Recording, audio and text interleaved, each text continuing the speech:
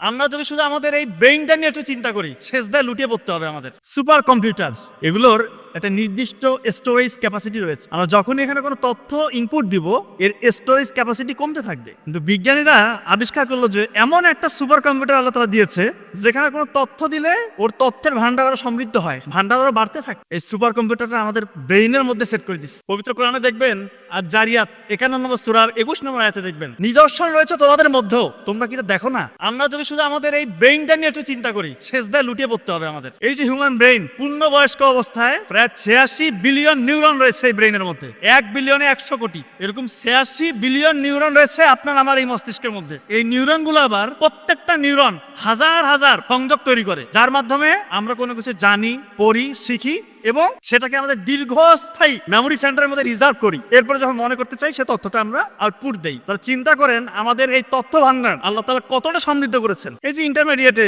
কয়টা বই, medical admission দিবেন, অনেকে বুয়েটে পরীক্ষা দিবেন, ঢাকা ইউনিভার্সিটি দিবেন, বা আরো বড় বড় পরীক্ষা দিবেন, কয়টা বই আপনি চাইলে সবগুলো এখানে স্টোর করতে পারবেন, মেমোরাইজও করতে পারবেন, সুযোগ মতো সময় মতো আপনি চাইলে এটা আউটপুট দিতে পারবেন। কিন্তু সমস্যা হচ্ছে আমরা অনেকে ভুলে যাই, আবার অনেকে খুব সহজে মনে করতে পারি। একই পড়া দেখা যাচ্ছে একজন সুন্দর মতো পড়ছে, তার সময় মতো সেটাকে বের করছে, সুন্দর মতো ডেলিভারি দিচ্ছে, আরেকজন ভুলে যাচ্ছে। এর কারণটা হচ্ছে তথ্য যেটা আমরা পড়ছি সেটা স্টোর করার যে প্রসেস, এই প্রসেসের মধ্যে একটা বড় ধরনের গ্যাঞ্জাম রয়েছে।